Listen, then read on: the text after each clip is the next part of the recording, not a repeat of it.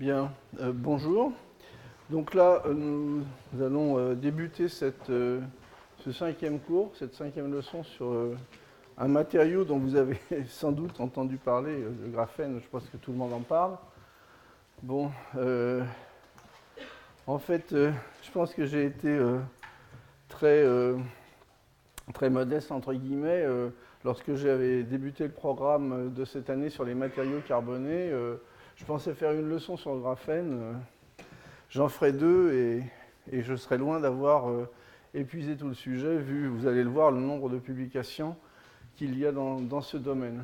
Donc aujourd'hui, je vais faire un cours un petit peu global sur le graphène la prochaine fois, je ferai un cours un peu plus centré sur les aspects chimie et procédés d'élaboration, finalement, qui sont ceux qui vont conditionner et qui conditionnent déjà l'utilisation du graphène dans des applications réelles.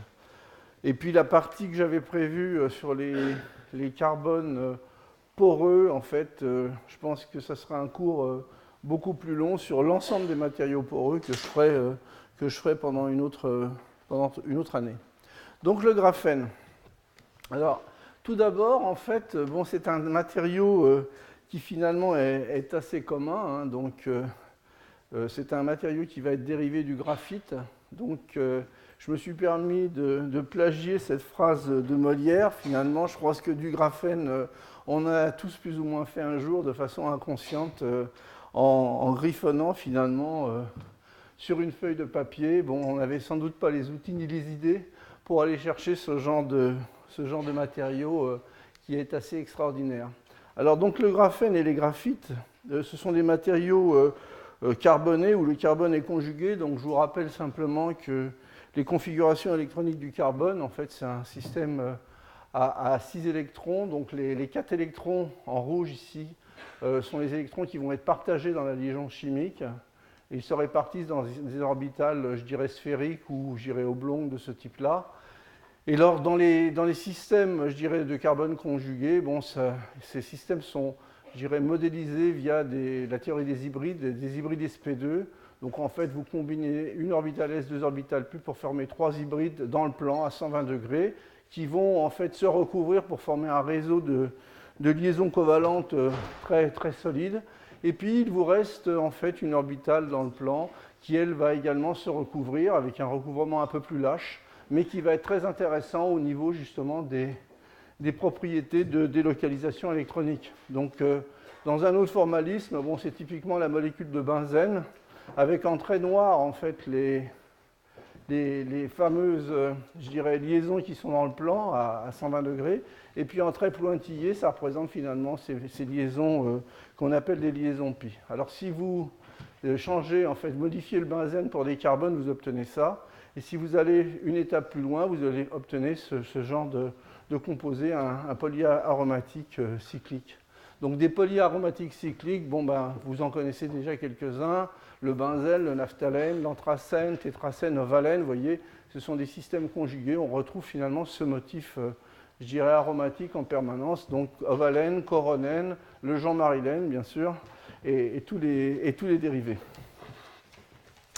Donc en fait, si je reviens un peu sur le graphène, en fait, qui est simplement, je dirais, la combinaison d'une partie du graphite et du graphène, il faut que je décrive très rapidement le graphite. Hein, c'est une structure en feuillet avec des liaisons fortes dans les plans qui ressemblent finalement au polymère aromatique que je viens de vous montrer, mais étendu, je dirais, de façon beaucoup plus conséquente. Et entre les feuillets, vous avez en fait une liaison beaucoup plus lâche, la liaison interplan. Hein. Donc ce carbone graphite avec ces deux types de liaisons, des liaisons dans les plans et des liaisons interplans, en fait toutes les propriétés peuvent être pratiquement décrites lorsqu'on ségrège finalement les qualités de ces deux types de liaisons. Alors les propriétés dues aux liaisons dans les plans, c'est essentiellement la cohésion. Bon, vous avez des liaisons courtes carbone-carbone, ce sont des systèmes qui sont stables jusqu'à 3000 degrés. Un module élastique important dans le plan, une bonne conduction thermique, rien que pour le graphite, c'est 10 fois 7 du cuivre, un coefficient de dilatation 30 fois plus faible entre les plans que dans les plans, et puis les propriétés dues finalement aux liaisons interplans, en fait, c'est la conduction électrique, c'est un semi-métal, et bien évidemment, en fait, ces valeurs de conductivité vont être sensibles aux défauts, au dopage, aux distorsions. Et le fait qu'il y ait une liaison lâche entre les plans, eh bien, ça entraîne finalement une certaine fragilité, une possibilité d'exfoliation, et c'est très intéressant pour l'écriture, par exemple. Donc, en fait, le graphène, je dirais les graphènes, il faut d'abord que je vous décrive très très rapidement un petit peu qu'est-ce qui tourne autour du mot graphène, parce qu'il y a différentes sortes de graphènes selon comment on les prépare. Bon, à partir du graphite, si on arrive à isoler une feuille de graphène, on obtient le graphène cristal 2D, je dirais le graphène parfait. Mais en fait, si on va vers la droite, c'est-à-dire qu'on essaye de convertir ce graphite via des réactions d'oxydation, par exemple, eh bien on obtient des oxydes de graphite, où on a converti certains de ces carbones en carbone, je dirais sp3, avec des fonctionnalités. Forcément, ça veut dire qu'on rajoute des défauts. Et puis, on peut, dans ces oxydes de graphite, intercaler facilement certains éléments. Et, via donc des réactions soit thermiques, plus ou moins assistées avec des méthodes physiques, on peut exfolier finalement cet oxyde de graphène pour obtenir cet oxyde de graphite, pour obtenir des feuillets qui vont être, je dirais, oxydés en partie. Et donc, ce qu'on obtient, c'est un oxyde de graphène. Alors, on peut, à partir de cet oxyde de graphène, par une étape de réduction, je dirais, chimique ou en utilisant un gaz, obtenir ce qu'on appelle un oxyde de graphène réduit, mais ce n'est toujours pas le graphène idéal cristallin, puisque finalement, vous retrouvez un système avec des défauts. Et donc, ici, finalement, vous avez des matériaux qui vont présenter des tas d'intérêts, par exemple, on va pouvoir les mettre en suspension, les solubiliser, les mettre en forme, mais en fait, il n'y aura pas forcément une équivalence entre même un oxyde de graphène réduit, puisque vous avez tous ces défauts, qui vont modifier les propriétés de conduction et d'autres, par rapport à ce qu'on appelle un cristal 2D de graphène, entre guillemets, parfait. Alors, il y a d'autres approches qui consistent, en fait, c'est des approches bottom-up, c'est-à-dire utiliser, en fait, des précurseurs moléculaires variés, soit de faire la polymérisation la plus étendue possible pour obtenir des structures de type graphénique, soit faire réagir des hydrocarbures sur des métaux qui servent de catalyseur. Alors, si je regarde maintenant l'histoire du graphène et du graphite, en fait, les premières études, je vous avais raconté dans le premier cours que finalement les carbones ont été étudiés et utilisés depuis des millénaires, et en particulier ce sont les propriétés d'absorption et de filtre qui ont été les plus étudiées. Alors quand on cherche à faire de l'absorption et des filtres, on cherche à augmenter le rapport surface-volume, on cherche à augmenter la surface. Donc il y a eu pas mal d'études sur le graphite, justement, vous voyez, dans les années 1840-1900, où les gens ont essayé de triturer un peu le graphite pour augmenter sa surface, pour réussir à l'exfolier, également pour le modifier chimiquement ou simplement à des fins analytiques. Et en général, bon, ces études ont conduit à la formation d'oxyde de graphène avec des conditions, vous voyez, en général, ce sont des milieux acides et oxydants, qui permettent de passer du graphite à l'oxyde de graphène. Alors vous avez toute une série de travaux dans les années, vous voyez, 1840 jusqu'à, je dirais, de 1957. Une des méthodologies les plus employées pour faire justement la première étape, passer à l'oxyde de graphène, ça a été publié essentiellement par Hummers. Alors, ce que l'on fait en plus aujourd'hui, c'est qu'on rajoute des traitements thermiques, éventuellement des sollicitations ultrasonnaires pour justement évoluer le système. Donc, quand on parle de graphène, eh bien, il faut bien lire les articles. Ça peut être, je répète, de l'oxyde de graphène, ça peut être du graphène monocristallin, ça peut être du graphène oxydé puis réduit, etc., etc., etc. Donc, en fait, il y a N graphènes et il faut être assez prudent en fait, dans leur analyse. Alors, l'histoire, ça, c'est ce que je viens de vous raconter. En fait, le début, je dirais, de travail sur les composés graphitiques. Les gens ne cherchaient pas du graphène à l'époque. Puis, en 1947, il y a quand même un travail très conséquent, c'est celui de Wallace, qui a fait, en fait, la théorie du graphène déjà. Il a déjà fait la théorie des bandes, en fait, il a déjà trouvé, je dirais, ces structures de bandes caractéristiques qui font finalement tout l'intérêt de la physique du graphène. Donc c'est 47, c'est un physical review. Ensuite, si je suis un petit peu ce qui s'est passé, Eh bien, il y a eu des préparations d'oxyde de graphène qui ont été faites dans les années 62 par Böhm. Et puis, les collègues qui travaillaient sur les surfaces, bon, il y a des groupes qui ont travaillé sur les surfaces dès les années 70, en particulier des groupes comme Summerjai. Ils travaillaient, en fait, ils étudiaient finalement des dépôts de molécules carbonées sur des métaux parfaitement bien orientés. Et donc, ils ont obtenu en fait des matériaux par traitement thermique de composés carbonés sur du platine, 68. Et en 69, en fait, les données de Summerjai et de Morgan ont été interprétées. C'était des données de diffraction d'électrons lents, en fait, qui sont typiquement des méthodologies pour caractériser, je dirais, les organisations sur les surfaces, et ça correspondait à une monocouche de graphite sur platine. Donc, mais on ne parlait pas de graphène vraiment à l'époque. En 70, il y a Black-Kelly qui, lui, crée vraiment une monocouche de graphène à nouveau en ségrégeant du carbone sur des surfaces de différents métaux. Et là, on voit ce qu'il obtient. Vous voyez, par exemple, ça c'est une image STM, et on voit que clairement, eh bien, la science des surfaces a apporté beaucoup à la science des graphènes. Bon, ça ne s'appelait pas graphène à l'époque, mais on voit bien que on commence à obtenir ces structures, je dirais, très très minces, carbonées, conjuguées avec ces topologies hexagonales. Alors au-delà, tout de suite, il y a Böhm qui est, bon, ça a été un éditeur de la revue Carbone, qui a été éditeur pendant de nombreuses années, hein, c'est une personne qui est très connue dans le domaine, qui recommande finalement d'utiliser le terme graphène pour toutes les monocouches de graphite. Et en 1997, eh ben, il faut toujours des normes, hein, on est dans une société très normalisante, donc l'UPAC normalise et appelle donc couche individuelle de graphite égale graphène.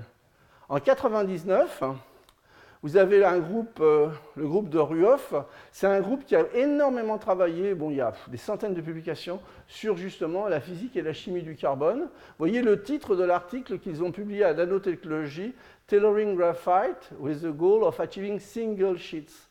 Donc en fait, c'était vraiment déjà dans l'air du temps. Alors quand on lit clairement l'article de Ruoff, et même en fait ce que lui il en dit quelques années après, c'est que ce qu'il essayait de faire à l'époque, c'était de lithographier en fait du graphite pyrolytique hautement orienté par un processus de gravure avec un plasma oxygène, et ensuite il faisait des manipulations sur AFM. Et au cours de ces manipulations avec l'AFM, par en fait une exfoliation micromécanique, il avait obtenu des très fines lamelles, qui étaient sans doute, je dirais, plutôt du graphène multifeuillet, mais je dirais, quand on lit l'article très, très clairement, il ne parle pas de graphène à l'époque, il est passé très très près. Donc ça, c'était 99, vous voyez, Ruoff. Et puis en 2004, arrive James et Novoselov, avec leur fameuse manip hyper sophistiquée d'exfoliation mécanique. Alors, en 2004 et en 2010, ils obtiennent le prix Nobel avec comme motto pour des expériences révolutionnaires concernant le matériau bidimensionnel nommé graphène. Donc, vous voyez un petit peu le curriculum de ces deux collègue, en fait, André Gem, né en Russie, études en Russie, physicien hollandais, Université de Manchester. C'est là qu'il a eu le prix Nobel. Novoselov, né en Russie, études en Hollande, physicien anglo-hollandais, Université de Manchester. Vous voyez comme quoi, des fois, avoir des migrants, ça peut être utile pour un pays. Et donc, en fait, c'est quand même Manchester et les Anglais qui ont ramassé le Nobel dans ce cas-là. Hein. Et donc, en fait, une manip, je vous disais, très sophistiquée. Elle est connue, hein, tout le monde la connaît, c'est la fameuse manip du scotch, en fait. En utilisant un graphite pyrolytique fortement orienté, vous voyez, avec une très très belle organisation, ça c'est la microscopie qu'on obtient par effet tunnel. Et donc ce sont des charbons, des graphites qui sont obtenus par une pyrolyse ou par un dépôt chimique à des températures, dans un premier temps, aux alentours de 250 Kelvin.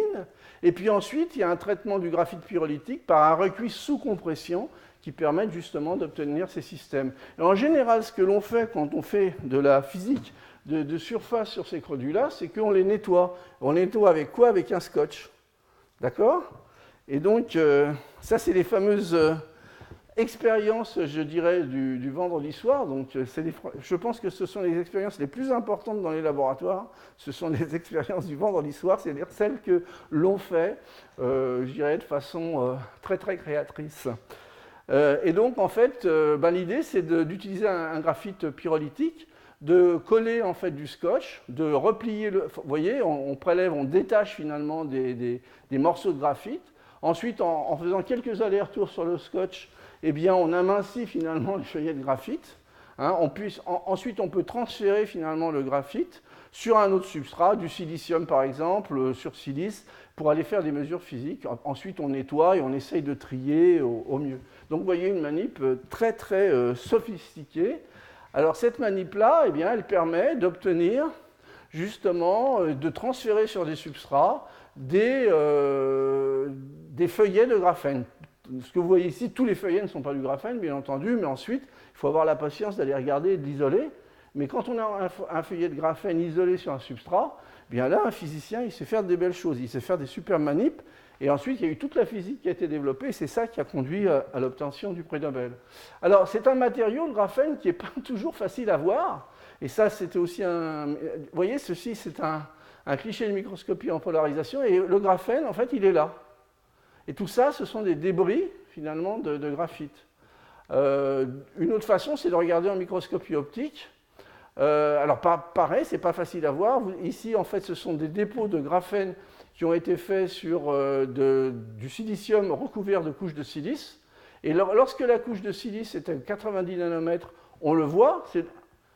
À 200 nanomètres, on ne voit rien. À 300, on le revoit. Et à 315, on ne le voit plus. Donc, en fait, c'est un matériau qui est difficile à voir, en fait, puisque, bon, c'est des problèmes d'indice de réfraction et de transmittance. Hein. Mais globalement, donc, c'est un matériau qui est difficile à cerner. Alors, évidemment, une des techniques de choix, c'est la microscopie électronique en transmission, parce que là, vous avez une grande résolution, et vous pouvez observer, bon, soit des graphènes, là, ce qu'on voit, c'est des monofeuillets de graphène, et ici, on voit un début d'enroulement. Mais c'est quand même quelque chose, et puis une fois qu'on a quelque chose sur un microscope électronique, ça ne veut pas dire qu'on peut aller faire la physique directement derrière. Hein. Donc on peut l'observer, donc il y a quand même un challenge, je dirais, assez important.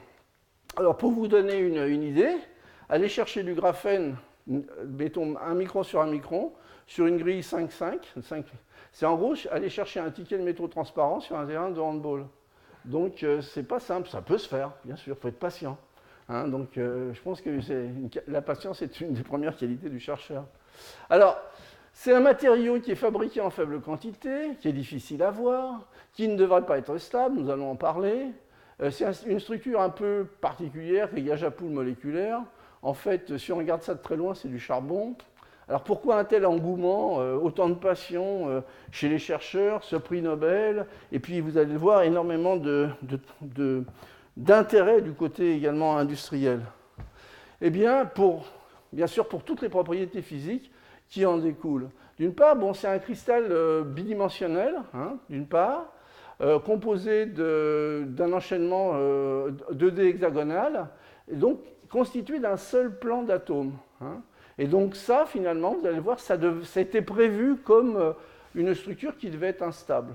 Alors vous me direz, oui, ça c'est un des hexagones, mais finalement les nids d'abeilles, c'est également des connexions d'hexagones, sauf qu'ici vous êtes en l'épaisseur d'un atome, et ici vous avez finalement toujours l'épaisseur, une épaisseur macroscopique qui permet de stabiliser en fait ces structures. Alors, le graphène devait être instable, pourquoi? Parce que dans les années 1930, et plus tard, vous voyez, des physiciens vraiment de très haut niveau ont prévu finalement qu'il ne pouvait pas exister de cristaux 1D ni 2D à température différente de la température absolue. Hein. Et donc ils ont démontré finalement, sur des approches théoriques, mais toutes les approches théoriques font des hypothèses, hein, que les cristaux 2D ne pouvaient pas exister. Mais en fait, les cristaux 2D, d'après ces théories, devaient fondre sous l'effet des fluctuations thermiques dans le plan, mais en fait, l'espace réel, en fait, c'est un espace thermique qui est en 3 dimensions, et donc il y a aussi les fluctuations hors du plan, et celles-ci, si on les isole du reste, devraient donner finalement une membrane totalement froissée en boule de papier. Et finalement, la structure qui qui se crée, c'est un compromis finalement entre ces deux forces. Et en fait, vous obtenez une structure en vaguelettes, des vaguelettes statiques, avec une hauteur à peu près de bosse, vous voyez, d'1 nanomètre, et puis des tailles de domaine de l'ordre de 10 nanomètres. Et c'est ce qui permet de stabiliser le graphène. Alors, je voudrais faire un rappel, je dirais, assez simple, en fait, pour vous présenter les propriétés, je dirais, de conduction du graphène. Je vous rappelle simplement les fameux modèles des bandes d'énergie. En fait, lorsque vous avez un atome, il est entouré d'électrons qui ont des énergies différentes. Et donc, en fait, ces énergies différentes, lorsque vous placez les électrons de cet atome sur cette grille de hiérarchique en énergie, vous les placez du haut vers le bas. Puis, lorsque vous associez plus d'un atome, on commence par 2, eh bien, vous avez des liaisons chimiques qui se forment, donc des recouvrements orbitalaires, et vous commencez à démultiplier finalement ces niveaux d'énergie. Et puis, à 10 atomes et à n atomes, ce que vous créez finalement, vous démultipliez de plus en plus ces niveaux d'énergie, et puis vous obtenez en fait des niveaux d'énergie qui vont se recouvrir jusqu'à former en fait un continuum. Et donc ces continuums forment ce qu'on appelle des bandes d'énergie. Alors il y a des bandes dans lesquelles finalement les électrons vont pouvoir se localiser. C'est ceux qui correspondent à des niveaux d'énergie qui sont acceptés par le modèle, par la théorie. Et puis il y a vous voyez, il y a des trous en fait dans lesquels finalement les électrons ne peuvent pas se positionner. Ce sont ce qu'on appelle des bandes interdites.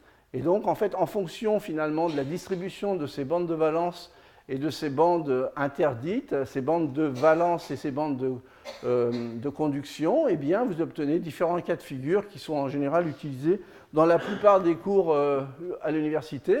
Donc, je dirais 3 cas de figure assez évidents. Ici, c'est l'énergie électronique. Donc, ici, vous avez la bande de valence, c'est-à-dire la bande où vous avez des électrons et vous pouvez remplir en fait cette bande de valence jusqu'à un certain niveau. Le dernier niveau rempli va s'appeler le niveau de Fermi. Et donc vous avez un cas de figure où vous avez la bande de valence et la bande de conduction qui se recouvrent. Donc finalement, il ne va pas y avoir de barrière énergétique pour les électrons et ça va être une conduction facile, ça va être typiquement un métal. Vous avez un deuxième cas de figure où vous avez une bande de valence qui n'est pas tout à fait pleine, mais là, il n'y a pas de barrière, on peut toujours remplir des électrons à ce niveau-là. Et donc, en fait, ça va être également un système métallique différent. Et puis, lorsque vous avez finalement une bande de valence et une bande de conduction parfaitement séparées avec la bande de valence pleine, eh bien, vous avez ici, ce que je vous disais tout à l'heure, une bande interdite. Et ça correspond à une énergie qu'il va falloir franchir si on veut avoir, en fait, excité des électrons ou simplement conduire, en fait, conduire le courant électrique. En fonction de la largeur de cette bande interdite, vous allez avoir une conduction possible. C'est le cas de la plupart des semi-conducteurs.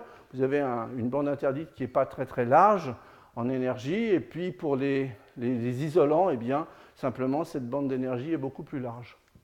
Alors quand on regarde le graphène, c'est le modèle qui avait été proposé par Wallace, je vous rappelle, un FISREF de 1947. Ce que vous voyez ici, bon, c'est un petit peu plus complexe que le dessin que je vous avais fait, mais globalement, c'est en fait le diagramme énergie électronique en fonction de l'impulsion. Et ce que vous voyez ici, en fait, ces hypersurfaces correspondent à la bande de conduction. Et en fait, en bas, ceci correspond à la bande de valence. Et les points de jonction, en fait, ce que vous voyez ici, en fait, c'est ce qu'on appelle les points de Dirac. Et vous avez en fait une structure tout à fait particulière, puisque vous avez une structure où finalement les bandes de conduction et les bandes de valence se rencontrent en un seul point. Alors, si je compare en fait ces propriétés par rapport à ce qu'on connaît dans les solides semi-conducteurs conventionnels, bon, les mouvements des électrons en fait sont décrits dans ces solides par l'équation de Schrödinger. Et lorsqu'on regarde finalement les formes du diagramme énergie-impulsion, pour un semi-conducteur, ce que l'on voit, c'est que l'on a ici la bande de valence qui est pleine et la bande de conduction qui est vide, et puis on a surtout, ça se traduit par des équations, en fait des formes quadratiques, ce sont des paraboles ici, hein. Et donc ce qui veut dire que, globalement, la vitesse, en fait, c'est la pente, la pente sur surfaces. Et donc, ça veut dire que vous avez une vitesse qui va être variable. Et en ce point, vous avez en fait une énergie qui correspond à la masse réduite. Lorsque je regarde maintenant les configurations particulières des structures de bande du graphène, en fait, c'est ce qu'on appelle un semi-conducteur à gap nul. Et vous voyez que tout se rencontre ici en un point. En plus, c'est décrit en fait par des équations de Dirac. Et en fait, ces structures de bande en fait, sont coniques. Ce qui veut dire que globalement, vous avez une variation de l'énergie en fonction de l'impulsion qui va être linéaire. Ça veut dire en gros que vous avez une vitesse constante. Et je dirais en k égale 0, vous avez une énergie nulle. Et en fait, ça correspond à des électrons finalement sans masse effective. Hein? Donc en fait, vous avez des comportements, je dirais, très très différents en fait, entre les semi-conducteurs classiques, ce qu'on utilise aujourd'hui dans l'électronique, je dirais, et puis ces composés du graphène. Alors si je résume, le comportement des électrons dans le graphène est différent de celui des électrons dans les autres solides conducteurs. Dans le graphène, tout se passe comme si les électrons avaient une masse nulle, comme les photons, et se déplaçaient à une vitesse proche de celle de la lumière. En fait, la vitesse, elle est 300 fois plus faible, mais elle est quand même très très importante par rapport à tous les conducteurs connus. Et ces électrons sont à la fois quantiques et relativistes. Et donc, en fait, ce matériau pousse les gens à reconstruire finalement une nouvelle théorie des solides pour expliquer justement la plupart des propriétés de ce matériau. Alors, vous me direz, bon, ben, ces modèles de bande, de code, c'est bien joli, mais comment peut-on le prouver? Eh bien, ça peut se faire, on peut les mesurer, les mettre en évidence par des mesures de photoémission. Hein, c'est-à-dire qu'on va exciter finalement le matériau avec un réseau monochromatique, ça se fait en rayonnement synchrotron.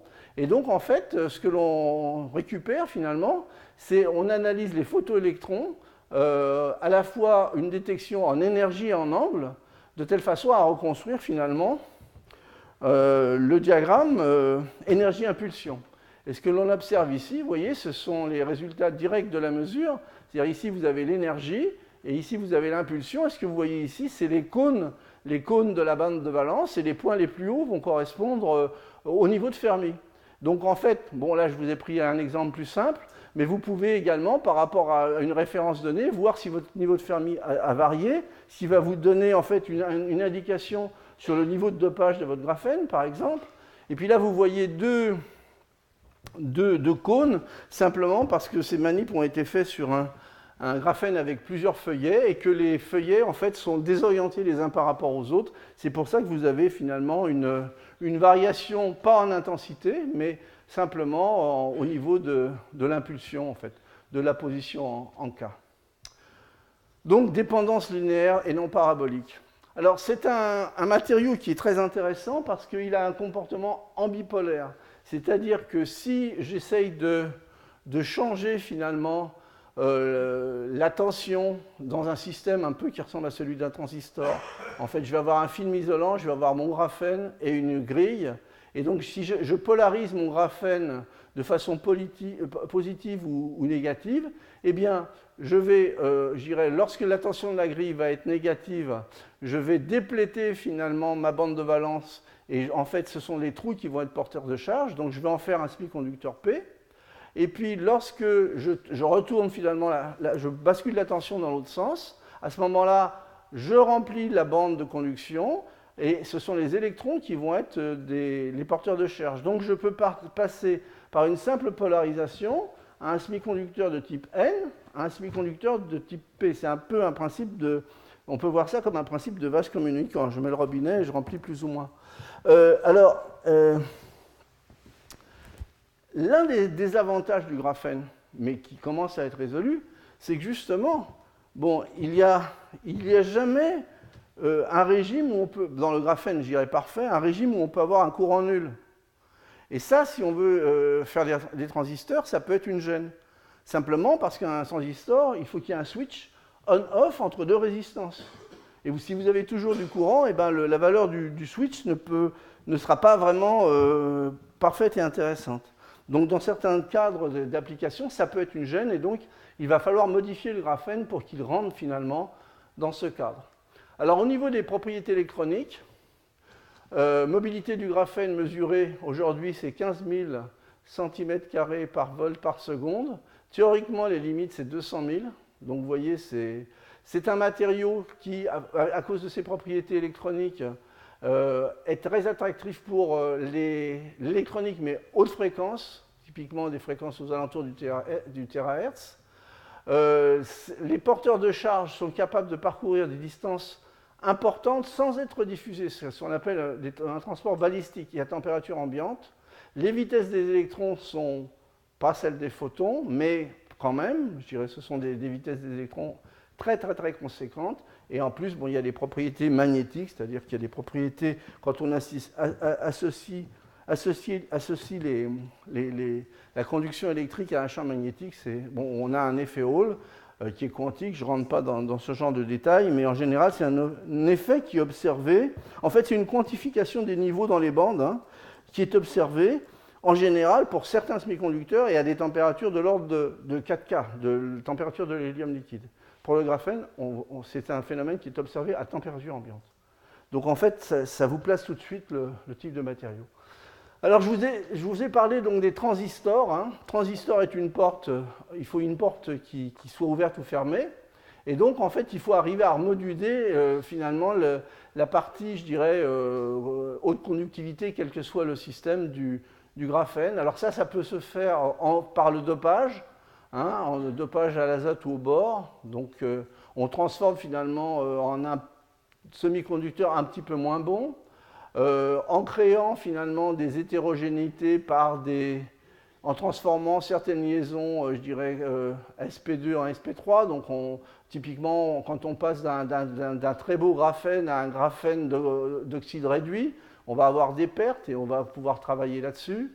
On peut également faire des modifications non convalentes, c'est-à-dire simplement en interfaçant d'autres matériaux. Ça peut être fait en créant des jonctions, puisque vous avez finalement un système qui est une molécule vue sous cet angle. Donc vous avez une réactivité qui va être très conséquente. Et puis également, une stratégie qui me paraît plus élégante, c'est de se dire, bon, c'est un système 2D que je vois de façon infinie. Je sais que si je joue sur le confinement, forcément, je vais quand même commencer à ouvrir des gaps, et je vais commencer à le transformer en semi-conducteur. Donc il s'agit de transformer, par différentes méthodes que nous verrons la prochaine fois, ces plaques de graphène, je dirais, en des nanorubins. Et pour qu'il y ait un confinement, je dirais, constructif et intéressant, il faut quand même descendre à des tailles de rubans de l'ordre de la dizaine de nanomètres, de la vingtaine de nanomètres. Ce qui n'est pas facile à faire par les méthodes physiques. Donc là, la chimie peut avoir un rôle à jouer. Alors ce que je vous montre ici, c'est un résultat assez intéressant. Donc en suivant ce genre de démarche, en fait, là vous avez un transistor qui est flexible et transparent, hein, avec en fait un rapport sur les deux résistances de 1000, ce qui est pas mal, hein, qui peut subir sans problème 10 puissance 8 cycles, et ce qui correspond finalement au niveau du stockage 10 fois plus grand que le contenu d'une clé USB de 16 gigabits, avec, je dirais, flexibilité et transparence. Donc on voit déjà que derrière ce genre de matériaux se cache un certain nombre de propriétés intéressantes. Alors là, c'est un autre exemple, justement, où c'est simplement un dessin donc, où les chercheurs donc, de ce groupe ont construit finalement des assemblées de transistors, vous voyez, des réseaux de 40 000 transistors par centimètre carré, donc on peut vraiment faire de la miniaturisation. Et dans ce cadre-ci, le transistor, enfin la modification finalement des propriétés semi-conductrices du graphène a été fait justement par la méthodologie dont je vous parlais précédemment, la création de nanos de rubans bien homogènes de graphène qui permettent de transformer le graphène en un semi-conducteur de faible gap. Alors, ça c'était très rapidement les propriétés, je dirais, électriques, mais alors du côté des propriétés mécaniques, bon, elles ont été énormément étudiées, à nouveau par justement les collègues qui ont eu le prix Nobel. Et en particulier, ce qu'ils ont fait ici, c'est qu'ils ont recouvert, vous voyez, une surface perforée. Ils l'ont recouverte en fait de feuillets de graphène. Et à l'aide d'une pointe de microscope à force atomique, ils ont finalement perforé, en fait, testé finalement les propriétés mécaniques. Hein. Et donc les résultats obtenus de cette nano-indentation eh bien, vous voyez, ce sont des modules Young qui sont de 1 Térapascal. Téra, c'est 10 puissance 9. L'acier, vous voyez, c'est quand même 5 fois moins. Une dureté de 2 Térapascal et puis une force intrinsèque très élevée. Donc, en fait, c'est un matériau qui a des propriétés mécaniques exceptionnelles. Exceptionnelles. Et bon, lorsque vous regardez les sites qui ont été créés au moment de l'obtention du prix Nobel, bon, ils sont amusés à faire un petit peu des bandes dessinées. 1 mètre carré de graphène, ça pèse 770 mg. 0,77 mg. Donc en fait, ça permettrait finalement de suspendre sans casser le hamac un chat d'environ 4 kg, vous voyez, sur un seul monofeuillet de graphène. Et en plus, vous allez le voir sur les propriétés optiques, en fait, ce feuillet serait pratiquement invisible puisque le graphène présente une transmittance très élevée. Alors au niveau des propriétés mécaniques, simplement pour vous rappeler quelles sont les propriétés mécaniques en fonction de la densité pour la plupart des matériaux, ce que vous trouvez dans les zones, je dirais, plutôt faibles, eh bien ce sont les polymères. Mais en gros, les polymères peuvent être relativement, je ne parle pas des mousses, mais les polymères, je dirais, ce sont des matériaux qui ont des propriétés mécaniques assez faibles, mais avec des densités relativement faibles également. Les céramiques, eh bien c'est le contraire. Les céramiques, les métaux, ben, tout le monde sait que ça pèse plus lourd, c'est plus dense, mais au niveau de la mécanique, c'est bien meilleur. Les graphènes se situent là, c'est-à-dire au-dessus, au niveau des propriétés mécaniques, largement au-dessus, mais également au niveau du poids, au niveau de la densité, au niveau des polymères. Donc on voit tout de suite l'intérêt de, justement, dans la création de ces matériaux, de matériaux composites, l'intérêt des graphènes, justement, pour, justement, sans changer le poids, sans changer l'aspect poids d'un matériau, augmenter de façon considérable ses propriétés mécaniques. Alors, propriétés mécaniques, mais en fait, c'est un très bon conducteur de la chaleur, et également des charges, et également, puisque vous avez des plaquettes, eh bien, si vous réussissez à les orienter par un certain procédé, eh bien, vous allez en faire des matériaux qui vont être également barrières au gaz. Et donc tout ça, ça peut être fait en faisant des composites polymères graphène. Alors ici, ce que vous voyez sur ce graphe, c'est toute une famille de polymères, je dirais assez classiques, du polypropylène, du polycarbonate, des thermoplastiques à base de polyuréthane, des élastomères du type polyméthylsiloxane, etc. Vous voyez des polymères, bon, je dirais très très courants.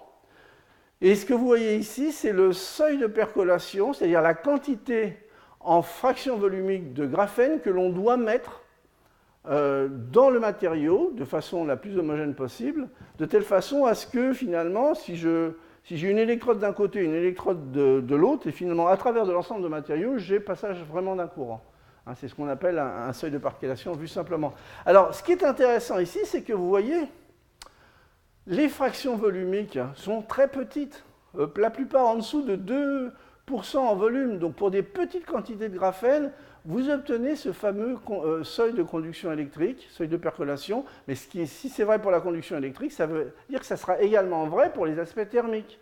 Hein. Et donc bien entendu, en fonction du polymère, eh bien, vous avez des optimums dans le procédé qui vont dépendre en fait de la nature du polymère, si vous le faites des polymérisations in situ en présence de graphène, si vous passez par des milieux solvants, ou si vous faites en fait ces mélanges, pour parler simplement, en milieu simplement fondu. Alors je vous disais, propriété de transparence également, propriété optique très intéressante, eh bien le graphène n'absorbe que très peu, de l'ordre de 2% de la lumière blanche. Hein, ce que vous voyez ici, en fait, c'est la transmittance. Donc en fait, l'écart par rapport à 100%, c'est ce qui a été absorbé finalement. La transmittance d'un feuillet de graphène et de 2 feuillets de graphène. Donc un feuillet de graphène, c'est 2,3%. Hein, donc en fait, très transparent comme matériau, conducteur, etc. etc. Et si vous avez un ensemble de films de graphène de différentes épaisseurs, hein, qui ont été recuits à 1100 degrés, donc vous voyez, bon, des épaisseurs qui commencent à être, je dirais, assez conséquentes, hein, c'est pas loin de la centaine de microns, 20 microns, 14 microns, et vous pouvez toujours lire finalement, bon, c'est un petit peu trouble bien entendu, mais vous pouvez toujours lire finalement le message qui est imprimé en dessous. Donc des qualités en transparence. Alors, ce matériau est léger, on peut faire varier son épaisseur, conductivité optique, propriété intéressante, résistance mécanique très intéressante, il est flexible, il est biocompatible, ça j'en parlerai la prochaine fois. Donc ça veut dire qu'autour de ce matériau, eh bien, on cherche des développements qui touchent à l'affichage, l'énergie, le photovoltaïque, l'aéronautique, l'automobile, l'environnement, la santé, la sécurité. En gros, pratiquement tous les domaines, ou presque tous les domaines. Donc ça explique aussi l'engouement en fait, des chercheurs et des industriels. Alors quelques exemples. Ça, ce sont des papiers conducteurs et flexibles qui ont été faits en oxyde de graphène. Et donc, en fait, il y a une mise en forme qui est relativement aisée puisque les oxydes de graphène sont des systèmes qui sont hydrophiles. Hein, vous avez vu la structure. Donc, ça veut dire que dans les solvants, ça peut se mettre en forme relativement facilement. Et ici, ce que vous voyez, c'est la résistance à la traction en rouge. Et ici, le module élastique, le module Young en bleu. Alors, ici, c'est pour justement les papiers en oxyde de graphène. Ici, vous avez en fait un papier avec les mêmes fractions de nanotubes de carbone. Donc vous voyez déjà très clairement au niveau de la résistance à la traction, le composite à base de graphène est largement au-dessus. Et ça, c'est en fait du graphite simplement. Bon, on sait que ses propriétés ne sont pas excellentes. Et ça, ce sont des systèmes à base d'argile qui sont utilisés, par exemple, dans l'industrie automobile aujourd'hui. C'est déjà dans la réalité de tous les jours depuis au moins 15 ou 20 ans. Du côté des modules Young, en bleu, ben, vous voyez, à nouveau, il n'y a pas photo, comme on dit, entre la performance en fait, de ces composites à base de graphène, même avec les nanotubes de carbone ou avec les argiles. Alors on peut, à partir de ces matériaux à base de graphène et également créer des éponges. Vous voyez, les éponges ultra légères sont des matériaux qui sont à porosité hiérarchique mais avec beaucoup de macropores. Hein, vous voyez, bon, 1 cm3, ça pèse 0,16 mg, donc c'est très très très léger. Alors que peut-on en faire? Eh bien, on a des grandes surfaces, eh bien, on va utiliser au maximum les propriétés d'absorption de ces carbones, par exemple pour absorber des polluants qui peuvent être des huiles ou des solvants. Donc ici, c'est le système poly au départ. On a mis un colorant pour que visuellement, ça se voit plus facilement.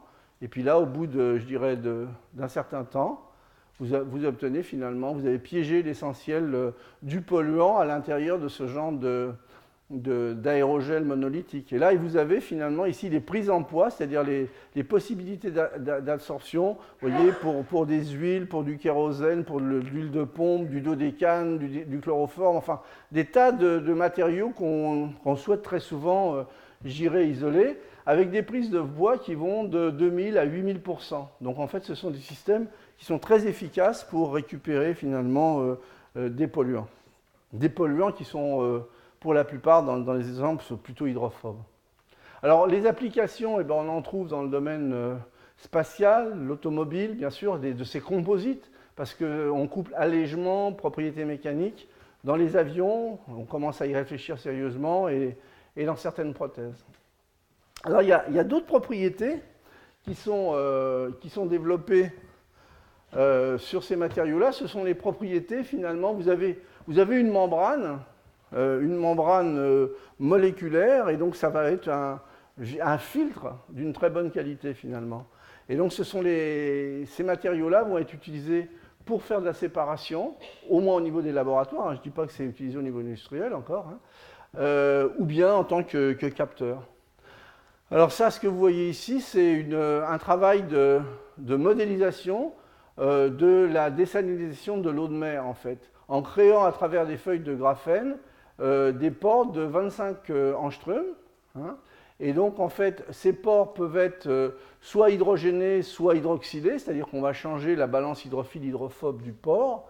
Et ensuite, ce qu'on fait, c'est que on a de l'eau salée, puis on applique une différence de pression, et normalement, finalement, on retient le sel d'un côté, et puis on purifie l'eau, en fait, pour parler simplement. Alors voilà la projection, finalement, de ce genre de simulation. Ici, vous avez le taux de réjection du sel en fonction de la perméabilité de l'eau. Ici, les éolytes, donc un taux de réjection moyen avec des taux de perméabilité faibles. Là, les produits commerciaux qui sont utilisés en fait en nanofiltration, des taux de réjection du sel qui sont bons, mais des perméabilités plus faibles, alors que vous voyez, les matériaux à base de graphène eh bien, gagnent à nouveau sur les deux tableaux, c'est-à-dire à la fois des taux de réjection de sel très importants, proches de 100%, et puis une perméabilité à l'eau très très conséquente, avec un facteur, je dirais, entre 10 et 100, par rapport aux meilleurs matériaux utilisés actuellement dans le commerce. Alors, des tamis, ce sont également des matériaux, je vous ai dit, des filtres, mais là, il y avait des trous qui pouvaient être faits, mais ils peuvent être également être utilisés comme des tamis, en fait, pour, par exemple, faire de la séparation hydrogène-deutérium. Donc, sur ce transparent, je vais vous montrer deux expériences. Une première expérience, où vous avez ici un cristal de graphène, une membrane en graphène ou en BN, hein, et vous avez ici un polymère conducteur de protons ou deutérium. Hein. Et donc, ce que vous faites, c'est que vous allez regarder finalement, en appliquant un potentiel, vous allez regarder le transfert, comment peuvent être transférés les protons ou le deutérium. Alors, au niveau des résultats, ce que vous voyez ici, vous mesurez simplement la conductivité. Et donc, la conductivité, ce que vous voyez, c'est que pour la membrane de graphène, bon, je ne veux pas rentrer dans les détails des autres membranes qui, dans ce cas présent, sont encore meilleures, eh bien, vous voyez qu'il y a une sélectivité beaucoup plus forte du côté des protons, ce sont les parties assurées, par rapport au deutérium. Alors, lorsqu'on a vu ce genre de résultat, à ce moment-là, on peut passer à un deuxième type d'expérience, dans lesquelles on a un mélange d'hydrogène protoné et de deutérium protoné. On a donc un récipient. Ici, on va avoir le même conducteur de protons, mais on va faire arriver finalement ces mélanges protons-deutérium sur justement une membrane en graphène qui est activée par du platine. Simplement, le platine, son rôle, ça va être de faire la transformation proton-hydrogène ou D+, D2. Hein. Et donc, en sortie, eh bien là, vous allez analyser très proprement la nature des gaz que vous formez. Hein. Et ici, vous avez en fait le diagramme de distribution. Donc, l'hydrogène en entrée, c'est le pourcentage d'hydrogène en entrée, et ici, le pourcentage d'hydrogène en sortie. Si globalement, le coefficient de partage était le même pour les deux, vous seriez sur la diagonale. Et ce que vous voyez, c'est clairement cette courbe ventrue qui vous indique que vous avez un coefficient de partage beaucoup plus favorable pour l'hydrogène par rapport au deutérium. Donc clairement, ce qu'on peut en faire, c'est un séparateur. Donc les coefficients d'enrichissement sont de l'ordre de 10. Donc, alors une manip, je dirais très, très russe, mais elle a été faite par les collègues qui ont eu le prix Nobel. Hein. C'est la manip suivante. En fait, ils ont scellé des récipients métalliques ou des verres avec des membranes en oxyde de graphène stratifié. Et donc, ils ont fait des analyses finalement des gaz qui étaient libérés. Alors, ils se sont aperçus que l'air ne passait pas, l'hélium ne passait pas, les vapeurs d'alcool ne passaient pas, mais l'eau passait. Hein, en particulier parce que les oxydes de graphène sont hydroxylés et que finalement, il y a une structure interfoliaire de l'eau qui est analogue à celle de la glace.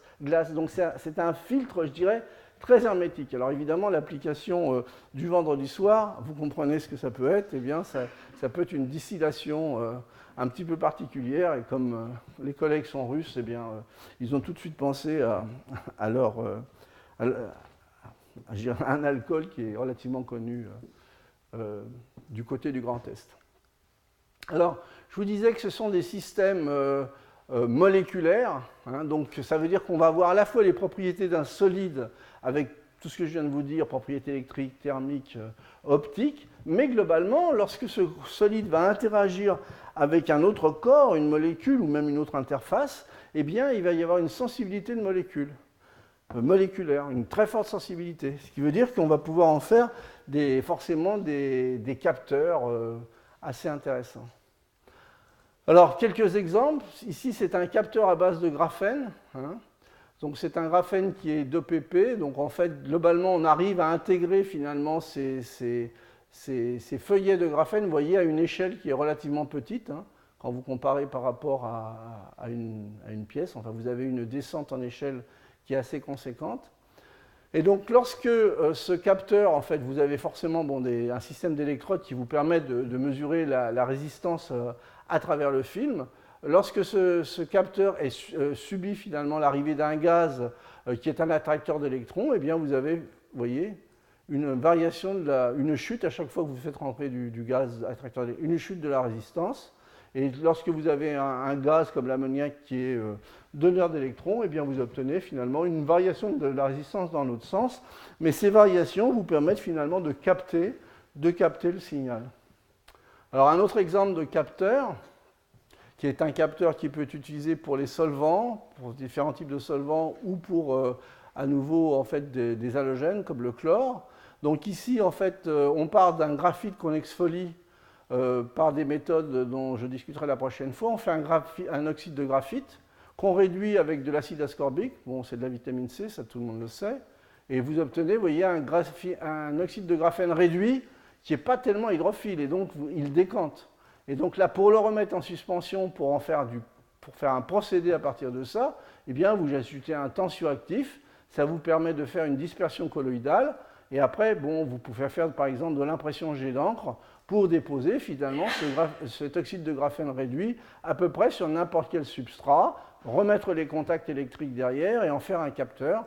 Et ce que vous voyez ici, c'est la réponse du capteur, la réponse du capteur, c'est-à-dire la réponse de la variation de résistance que vous mesurez pour l'injection de différentes quantités de chlore, et de même ici pour différents autres composés, que ce soit des alcools ou des gaz ou des oxydes d'azote ou autres.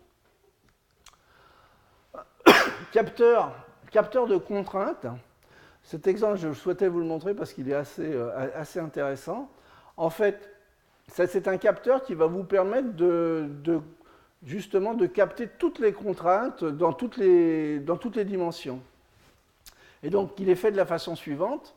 On utilise un treillis de cuivre sur lesquels on peut, par des méthodes en dépôt en phase vapeur, déposer du graphène. Donc on fait un tissu très très tissé. Dans une deuxième étape, on dissout le cuivre, et ensuite on dépose en fait cette étoffe tissée en graphène sur un polymère, un élastomère, pour en faire finalement un composite. Sur ce composite, on vient déposer 2 électrodes simplement pour faire des mesures électriques. Et donc vous voyez, à nouveau, c'est un capteur qui présente forcément, puisqu'il est sur un élastomère, ça fait comme un caoutchouc, c'est quelque chose de très mou. Alors ce qui m'a paru intéressant là-dessus, c'est que les propriétés de capteurs sont basées finalement sur des craquelures. C'est-à-dire que vous avez finalement à la contrainte, vous avez tout un ensemble de feuillets qui sont interpénétrés, et il y a des craquelures. C'est-à-dire que vous avez des discontinuités dans le réseau de conduction. Donc vous avez des variations de la résistance. Mais comme vous avez en fait une fraction de graphène qui est importante, quand vous relâchez la contrainte, ça se recolle et vous retrouvez les résistances initiales. Et donc c'était quelque chose d'assez intéressant. Ce que vous voyez ici, c'est la variation de la résistance en fonction de la déformation pour des taux de déformation plus ou moins importants, de 2 à 8%. Donc vous voyez, vous avez une réponse qui est largement mesurable. Et ici, c'est en fait à nouveau le courant en fonction du temps pour des sollicitations successives. Donc vous voyez des sollicitations de 2%, évidemment 5% c'est plus important et 8%, mais vous voyez, vous récupérez, en tous les cas pour cette zone de sollicitation, en fait le signal initial. Et ça, c'est un capteur qui est intéressant parce que c'est un capteur de contrainte universelle qui marche à la fois en compression, en torsion et en cisaillement. Et basé sur je dirais une mécanique assez simple. Alors lorsqu'on regarde le graphène du côté donc, de l'électrochimie, et aujourd'hui je dirais très peu de choses parce que les aspects énergétiques, je les traiterai la prochaine fois, un peu plus en détail. Eh bien ce que vous voyez ici, c'est une étude fondamentale qui a été faite par l'équipe de Banks, dans laquelle il regarde en fait la réponse électrochimique avec une sonde qui change d'état d'oxydation, c'est une sonde classique pour l'électrochimiste, en fonction du matériau que vous étudiez. Donc un graphène monofeuillet, 2 feuillets, 4 feuillets, 8 feuillets. Alors ce que vous voyez quand vous partez du haut vers le bas, vous voyez que vous avez une courbe qui se rétrécit avec les deux optimums qui se rapprochent, ce qui traduit que finalement qu'au niveau de la cinétique du transfert d'électrons, lorsque vous allez d'un graphène monofeuillet vers un graphite, eh bien vous améliorez finalement le système. Par contre, eh bien, il va falloir chercher un compromis. Parce que, je dirais, lorsque vous cherchez en fait des grandes surfaces et pour absorber le maximum d'analytes, eh bien, si vous utilisez justement un système qui a été exfolié, vous augmentez la surface.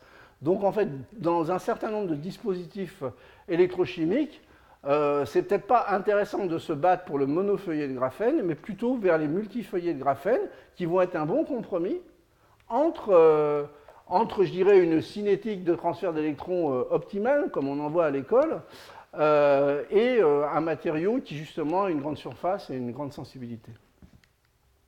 Alors des biocapteurs à graphène, c'est de plus en plus étudié, il y a un grand nombre d'articles là-dessus. Évidemment, les choses qui sont ciblées, ce sont des maladies neurodégénératives ou des cancers ou autres. Simplement un exemple pour vous montrer comment ça peut être réalisé. Donc on pose finalement sur un système conducteur, finalement une feuille de graphène, on la fonctionnalise avec un premier brin d'ADN qui va être capturant de la maladie que l'on cherche. Ensuite, bon, on peut, en fonction des préparations, rajouter à quelque chose de plus complexe avec des petites particules d'or, justement fonctionnalisées avec un brin capturant du deuxième type, hein, pour faire un second couplage et surtout pour exalter la réponse finale. Ensuite, donc, finalement, vous avez un accrochage finalement du brin recherché, du brin ciblé, qui se partage entre le graphène fonctionnalisé et les petites particules d'or. Et ensuite, vous pouvez faire, avec ce genre de capteur, de biocapteur, une analyse par voltammétrie impulsionnelle, par exemple. Hein, donc ça, c'est essentiellement pour, j'irais, booster la réponse, mais vous pouvez obtenir des modifications de la réponse en elle-même, j'irais, sans les particules d'or. Alors, qu'est-ce que ça donne sur ce biocapteur, je dirais, un peu optimisé? Eh bien, ici, vous avez la réponse en courant en fonction du potentiel pour différentes concentrations de l'ADN ciblé, de la molécule, bon, qui est repérée pour être un ADN, je dirais, problématique ou malade.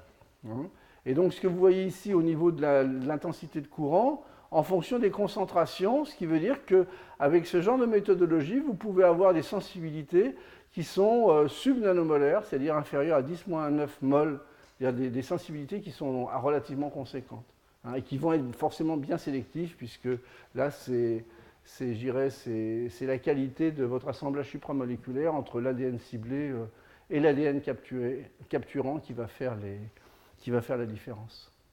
Alors, le graphène, il y a eu énormément de travaux parce que qu'ont vu les industriels et les chercheurs tout de suite, c'est le couplage, je dirais, entre l'électronique et l'optique pour des applications, je dirais, très variables, les écrans tactiles, les fenêtres intelligentes, bon, qui peuvent obscurcir ou moduler les quantités de chaleur passantes, tout ce qui est diode électroluminescente, les afficheurs à cristaux liquides ou les cellules solaires.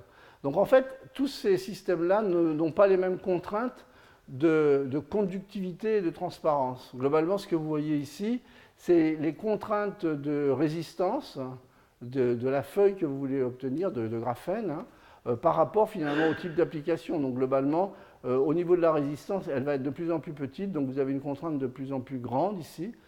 Et ça, ce sont les contraintes de transparence, hein. Donc vous avez des systèmes où vous avez besoin de très forte transparence, 92-97%, et puis des systèmes qui vont être moins, comme les OLED par exemple, qui vont être moins exigeants sur la transparence. Et tout ça, ça peut être optimisé en fonction du procédé et en fonction de la chimie que vous allez développer et de la nature du graphène que vous allez utiliser. Alors sur les vitrages transparents adaptatifs, le système conducteur transparent, qui est très généralement utilisé, c'est un oxyde d'indium et d'étain ou ses variantes. Donc c'est un conducteur qui est transparent, mais bon, c'est un conducteur qui commence à être cher, et puis les éléments comme l'indium deviennent de plus en plus rares. Donc si on pouvait remplacer ça avec du carbone, des matériaux carbonés, bon, vous voyez tout de suite l'intérêt d'utiliser finalement le graphène dans ce genre d'application. Alors évidemment, bon, lorsqu'on parle de fenêtres intelligentes, on a en tête les fenêtres les stores pas électriques, mais les stores qui changent en fait, qui changent leur opacité sous une contrainte électrique. Ça peut être un cristal liquide, mais ça peut être également un système électrochrome. Alors ça, c'est un travail assez récent, vous voyez, où ces chercheurs ont designé un dispositif électrochrome sans électrolyte. simplement en mettant 2 électrodes conductrices. Ici, vous avez en fait du graphène, un oxyde de graphène, dans lequel vous avez en fait du méthylviologène. En fait, c'est un système qui peut faire des complexes à transfert de charge, et en particulier qui va changer finalement son état de réduction sous contrainte électrochimique. Donc à partir du moment où vous avez 2 électrodes ici, et que vous faites varier le potentiel, eh bien, vous allez pouvoir injecter ou faire ressortir des électrons. Et donc, lorsque ce colorant, en fait, qui est très bien associé au graphène, parce qu'il s'associe à la fois par des interactions électrostatiques, mais également par des interactions entre les systèmes pi à la fois du graphène et des molécules, eh bien, c'est un système qui va changer de couleur lorsque vous allez appliquer, par exemple, un potentiel négatif. Et là, vous n'avez pas d'électrolyte, hein. C'est du graphène plus du méthylviologène avec un peu de polymère. Donc vous n'avez pas de liquide dans ces cas-là. Et ce que vous voyez ici, c'est systématiquement, ça c'est le composé de départ, bon, avec le petit logo des collègues qui ont fait le montage. Donc vous avez un système qui est transparent, vous appliquez une potentielle négative, vous allez former finalement ce radical cation du méthylviologène qui s'associe vite pour faire des dimères, et tout ça c'est fortement coloré. C'est ce que vous voyez ici. Et donc quand vous faites basculer le potentiel à une certaine vitesse, eh bien, vous voyez un système qui switch, donc un système qui passe d'une coloration qui ferme finalement, qui obture finalement le passage de la lumière, à un système qui devient transparent. Une autre application de ces matériaux à base de graphène, hein, ce sont des matériaux qui sont intéressants pour les lasers pulsés ultra rapides. Hein. En fait, les lasers pulsés ultra rapides utilisent une technique qui est basée sur un locking. Et en fait, dans cette technique, il y a toujours un élément non linéaire, c'est ce qu'on appelle un absorbeur saturable inverse, ça je vous en ai déjà parlé dans les cours précédents. Donc c'est un espèce de système qui coupe la lumière quand il y a trop d'énergie, trop d'intensité. Et le rôle dans ce montage de cet élément non linéaire, c'est de transformer l'onde continue en un train d'onde de pulse optique ultra rapide. Donc vous voyez, dans un système de laser, en fait, là vous avez le système qui initie finalement la réponse optique, c'est une fibre optique dopée erbium. Vous avez un moment entre les connecteurs positionné finalement un feuillet de graphène. Et donc, ce qu'on recherche comme propriété, c'est non-linéarité, large bande de longueur d'onde, peu de pertes optiques, haute tenue en puissance, faible consommation, faible coût, intégration facile. Et tout ça, c'est un cahier des charges, je dirais, qui est rempli par le graphène et qui n'est pas rempli à l'heure actuelle par les matériaux utilisés dans les systèmes, qui sont essentiellement des systèmes de miroir à base d'autres semi-conducteurs. Alors au niveau donc du développement des graphènes comme conducteurs transparents, ici vous avez la résistance, c'est-à-dire en gros l'inverse de la conductivité, pour parler simplement, de votre feuillet, et ici la transmittance, c'est-à-dire en gros la transparence.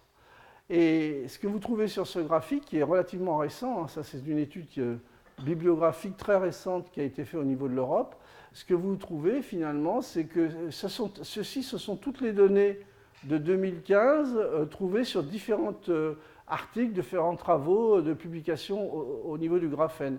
Et le fameux, je dirais, oxyde d'indium dopé à l'étain se trouve ici. Hein. Donc vous voyez, les graphènes par CVD de l'époque 2015, c'est pas vieux, hein, se trouvent là. Et donc le carré magique, il est là. Et les dernières données, les graphènes, on arrive par là. Donc en fait, ce sont des systèmes qui, au niveau résistance, faible résistance, je dirais, et transmittance, vont clairement être plus que compétitifs comparés je dirais, aux matériaux actuellement utilisés, qui sont des oxydes conducteurs et transparents. Alors, développer en fait des graphènes dans le cadre de véritables matériaux, je regarde l'heure parce que j'ai toujours tendance à être un petit peu long, eh bien, il faut pouvoir créer finalement des surfaces importantes. Sinon, il ne peut pas y avoir de développement industriel. Alors là, je voulais simplement vous mentionner un travail relativement récent qui a été fait par une équipe coréenne. Donc l'idée c'est la suivante, on crée en fait des feuillets de graphène sur des feuilles de cuivre ultra minces et souples par des procédés de dépôt en phase vapeur, nous en parlerons la prochaine fois. Donc vous avez une croissance et puis sur ces fils de cuivre, vous avez un support polymère et une première couche adhésive. Vous passez dans un premier bain et par dissolution vous éliminez le cuivre, puis dans un deuxième système dans lequel vous transférez sur le substrat final. Et vous avez un graphène qui est supporté finalement sur le polymère que vous avez choisi. Alors, pardon.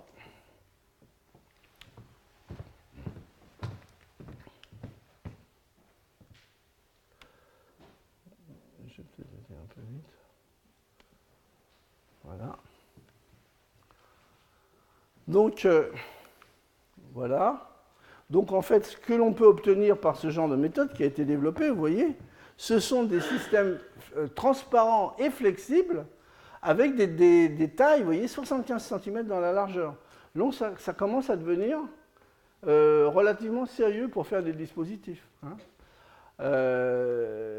Et donc globalement sur ces feuilles, on peut y déposer finalement des électrodes d'argent par exemple, on peut faire la lithographie je dirais habituelle pour obtenir, vous voyez, des écrans tactiles de ce type ou des ensembles flexibles à base donc, de polymère, de graphène sur polymère, sur le fameux polymère qui a été transféré. Donc ça c'est du 2010. Alors ce que l'on voit arriver, vous voyez maintenant, c'est de 2014, ça c'est du côté de l'université de Cambridge. Bon, évidemment, il y a des effets d'annonce. First Flexible Graphene-Based Display Created. Et puis, on voit ça arriver, donc des systèmes d'iPhone complètement flexibles, à base de graphène, ou ça, par exemple, vous voyez. Donc, on voit arriver, donc ça, ce sont des études de 2016, on voit arriver de plus en plus ce genre de dispositifs basés, en fait, sur du graphène. Bon, ça, c'est le CNRS qui avait fait, en fait, vous voyez, ce genre de... Bon, l'idée est la même, c'est d'obtenir des films conducteurs avec toutes les performances ad hoc et en plus flexibles et, dans certains cas, transparents. Alors, vous voyez, ça, ce sont des matériaux... ce sont des diodes électroluminescentes à base de graphène flexible. Ici également, bon, vous voyez, c'est Sheffield. À nouveau, c'est la Corée. Bon, ça, ce sont des écrans transparents dans lesquels, justement, le graphène peut apporter ses propriétés, je dirais, électroniques, tout en conservant la transparence. Alors, lorsqu'on regarde, finalement, le graphène du côté des matériaux pour l'énergie, eh bien, on voit un grand nombre de travaux qui reportent, et je ne vais pas les détailler aujourd'hui, les moteurs déclenchés par l'humidité, des cellules solaires avec des formes particulières, un peu de travail dans les batteries au lithium flexibles, le textile photovoltaïque, les micro-supercondensateurs, les condensateurs portables ou pliables, les supercaps pliables ou portables, etc. Donc vous voyez, il y a tout un univers en fait, de travaux, pour la plupart académiques, qui en fait sont pleins, je dirais, plein de promesses. Là, simplement pour vous montrer un exemple qui concerne les matériaux pour l'énergie, ce sont des encres qui sont obtenues, des encres de graphène. Donc c'est du graphène, d'oxyde de graphène qui est exfolié, qui a été dopé. Bon, je vous passe les détails chimiques. Et puis dans un second temps, puisqu'on voulait avoir un graphène relativement bon conducteur, on l'a réduit avec un réducteur. Et on a couplé en fait cette dispersion de graphène exfolié avec des nanoparticules d'oxyde de titane. Et le tout, ça permet de faire des feutres de carbone. On les dépose sur des feutres de carbone pour faire, par impression jet d'encre ou par coulée, pour faire justement des batteries souples. Alors qui ont, vous voyez, des capacités spécifiques initiales qui ne sont pas mauvaises. Ensuite, ça chute, on est aux alentours de 250, mais avec un nombre de cycles relativement constant. Vous voyez. Donc en fait, je ne dis pas que ce genre de données sont totalement extraordinaires, loin de là, mais je pense que ce sont des portes ouvertes relativement positives sur ce genre de matériaux. Et le dernier exemple que je voudrais vous montrer concerne finalement l'application vers la catalyse. Bon, vous savez qu'il y a énormément de recherches aujourd'hui qui veulent transformer le CO2 en des matières premières intéressantes.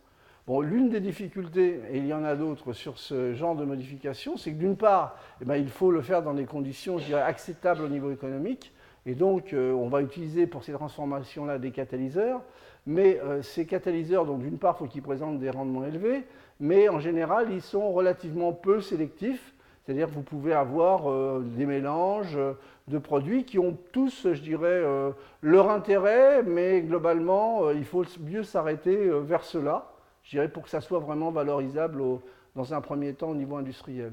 Donc il y a des problèmes de sélectivité qui se posent, et puis il y a toujours une compétition avec l'évolution de l'hydrogène. Et donc ce qu'ont montré en fait ces chercheurs, c'est qu'ils pouvaient arriver à faire des transformations intéressantes dans l'eau à température ambiante en utilisant des nanocomposites qui sont en fait des nanoparticules de cuivre déposées sur un graphène dopé à l'azote qui a des formes, je dirais, particulières, je dirais en forme de spicules un petit peu. Donc en fait, il y a également dans ce cas-là des courbures qui sont tout à fait particulières. Alors ce qu'ils montrent, en fait, ça c'est leur cartoon, ce qu'ils montrent, c'est qu'ils ont ils obtiennent de l'alcool avec une relativement bonne sélectivité, avec un rendement faradique de l'ordre de 60%, 63%. Hein. Et donc ici, ce que vous voyez, c'est la variation du courant avec le potentiel. Ça, c'est la référence, c'est-à-dire que c'est le carbone tout seul. Ça, c'est les mêmes particules de cuivre sur du carbone vitreux. Et ici, c'est le cuivre sur justement ces nanopointes de graphène, hein, qui sont azotées. Donc, il ne faut pas oublier, parce que je veux simplifier, le rôle de l'azote dans tous ces systèmes-là, où vous pouvez avoir des carbones qui peuvent être à la fois pyridimiques ou graphitiques, et en fait, ils ne travaillent pas, au niveau de l'acte catalytique, ils ne travaillent pas de la même façon.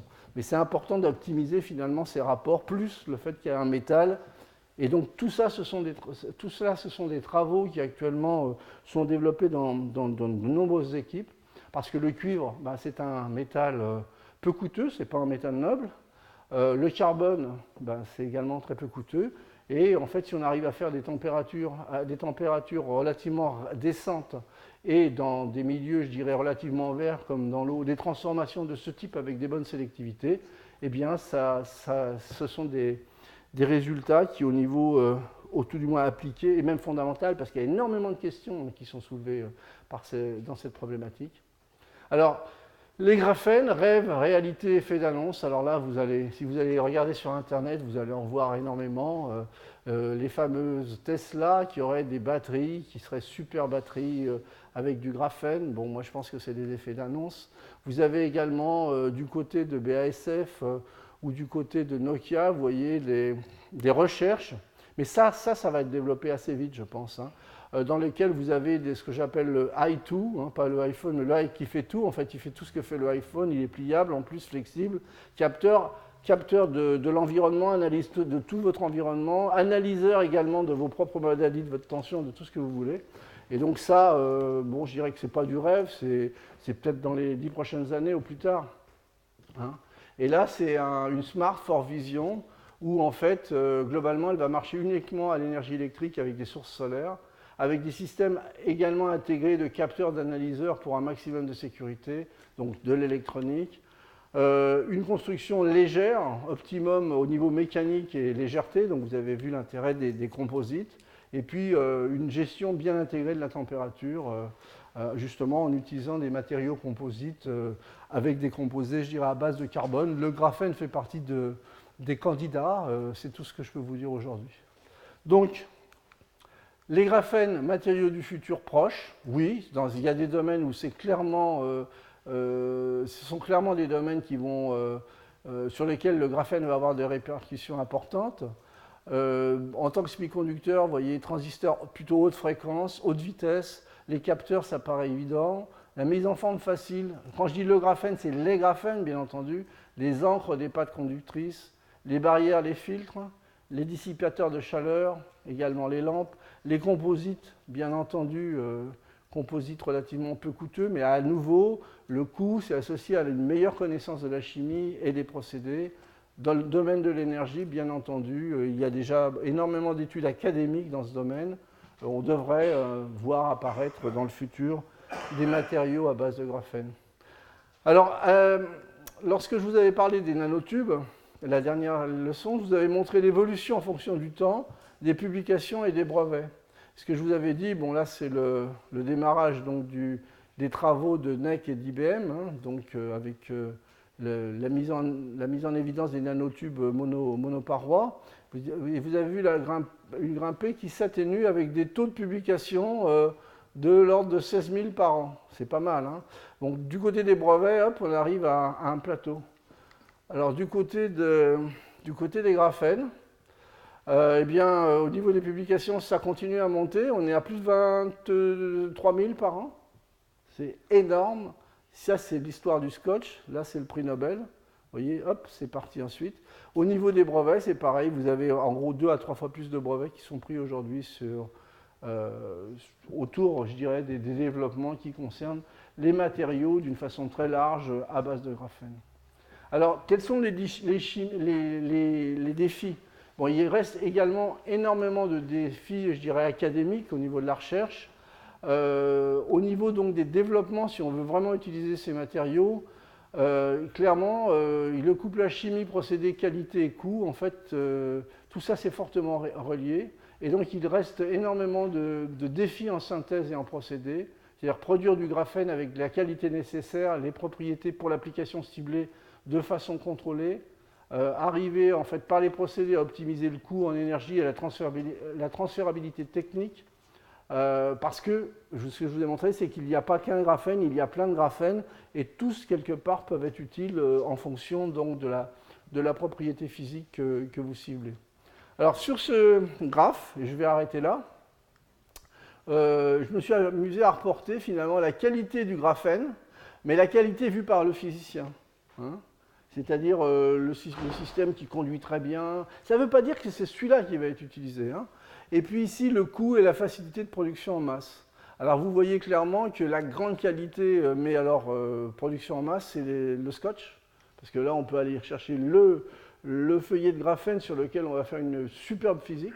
Et ça, c'est des choses qu'il fallait absolument faire et qu'il faut continuer à faire. Et au niveau donc, des coûts les plus bas, vous voyez, ben, c'est les techniques chimiques basées sur l'exfoliation en créant des défauts.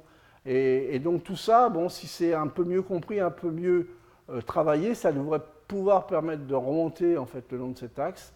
Et intermédiairement, dans les développements à court terme, d'ailleurs vous l'avez bien vu sur cet exemple de panneau plastique recouvert de graphène, ce sont les techniques de dépôt en phase vapeur qui vous permettent de faire des écrans, etc., etc. Donc tout ça, c'est déjà débuté de mon point de vue au niveau des domaines applicatifs. Et puis vous avez finalement d'autres méthodologies qui sont basées sur de la sublimation du silicium à partir d'autres types de semi-conducteurs qui peuvent être également assez intéressants, mais plus pour des applications de niche. Et on voit apparaître depuis quelques années, un bon nombre d'années, je dirais l'inlassable travail des chimistes qui veulent construire du graphène par des approches moléculaires.